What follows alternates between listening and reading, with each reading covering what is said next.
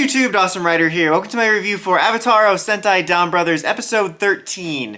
So in this episode, we got official confirmation that Don Momotaro comes from the same realm as our villains, and that he is from like this disgraced family, the Don family. Wanted to have peace and coexistence between their people and the people of Earth, and they sent their, young child to our world long ago, so we kind of get a official confirmation about that. I was kind of surprised on two things in this episode happening rather quickly to a degree. I mean, they've been hinting at the Don Momotaro stuff pretty hardcore, but I thought it was just going to be a little bit longer before we figure that out. Same thing with the two frenemies kind of figuring out each other's identities. Like, they set that up in the episode, but I didn't expect it to happen also within the episode that they found out everything, and it led to an overall pretty solid episode. I really did like that revelation at the beginning, and even though it happened sooner than I thought, I'm glad they didn't drag their feet on. It was kind of funny the way it happened too, because you had the three villains going around doing their thing where they're trying to figure out human emotions and stuff, and then they get this call saying oh, we found confirmation where your enemy is from. It's from the Don clan.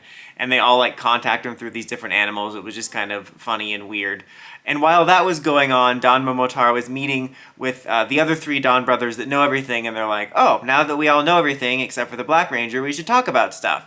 And the two things on the agenda are trying to figure out who the Black Ranger is, and they at one point have a theory that maybe it's an actual dog, and they have a stuffed dog as prop to sort of show that as an example, which I thought was funny.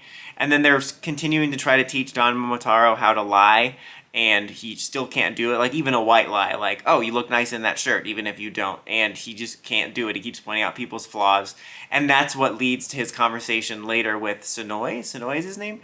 And they kind of have another, bonding talk, we've been getting these nice little moments between the two of them, and they both talk about how, oh, we both have an enemy we have to defeat, an obstacle we're trying to overcome, and they make this deal, hey, once that's done and we both defeat the enemy we're trying to defeat, why don't we get together for, this treat or whatever.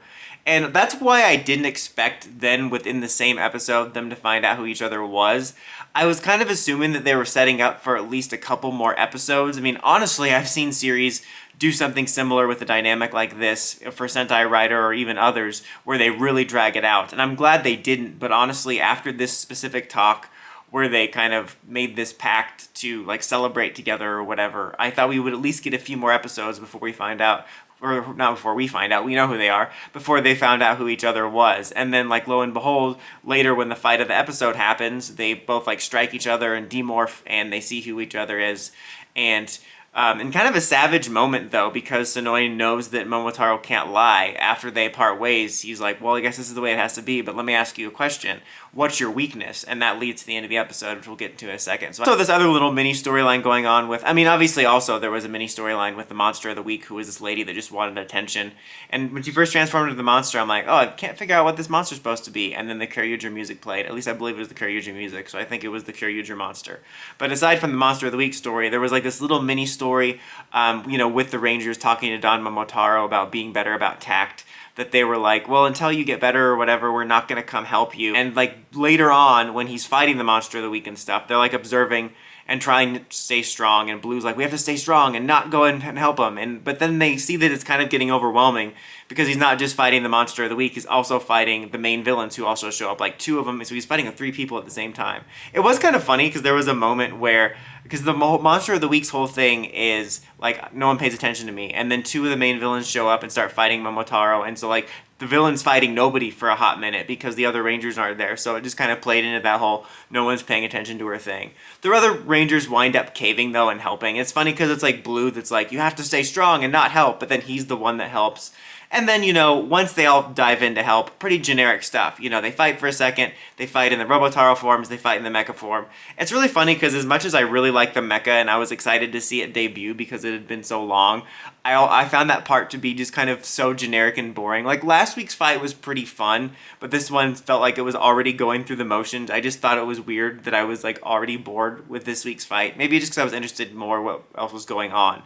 But anyway, the episode had ended after that, where right after they get out of the Megazord mode, Don Momotaro gets struck down, because that was his weakness, is that he has a couple seconds where he's basically open after they transform into the Megazord. Which, that's really funny that that's his weakness since they just got the Megazord.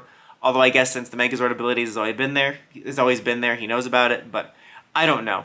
Overall, I thought it was a pretty solid episode. I do like what they're building towards with the dynamic between Red and the villain. You know, it's a little bit classic generic stuff and definitely something I guess I've seen from this writer before, but I do find it interesting. Honestly, the only thing I don't find interesting about it is that I really feel that they're going to be setting up for like a kumbaya story. When the villain talked about like Don Momotaro's family wanting their two species to get along, like I just feel like we're setting up for a generic redemption story for everybody, and it's like I feel like I can already see literally the writing on the wall for the storyline, so I'm not exactly excited about that, but I am excited by the personal dynamics, and I like the way that they set it up, and that I wasn't expecting it to happen this episode. Again, I thought they would drag it out at least for a couple more episodes after they set up that specific date. And there's still also a lot of stuff I'm curious about. You know, it's not like we all of a sudden solved everything with finding out where Don Momotaro's from. There's probably a lot more to it. There's also stuff with the Bestials. I still want to know more about Zenkaiser's role. They only just briefly touched on it this week, where Yellow was like, oh, hey, what's your role in all this too? And he's like, well, we have more important stuff to talk about, like, is the Black Ranger actually a dog? And he's like the last one we need to bring into the fold. I feel like they're waiting for a big moment with the wife-girlfriend thing to bring Black Ranger into the fold, because there was like another moment where he had a near miss with her, so I think him finding out about the rest of the team is going to somehow coincide with that, since they're waiting on that so long, but we'll have to see. But overall, a solid episode this week. I would give it a 3 out of 5. Let me know your guys' thoughts in the comments as always. Until next time, don't forget to like, comment, subscribe, and climb the steps, ring that bell so you get notifications for my videos. Dawson Ryder, signing out.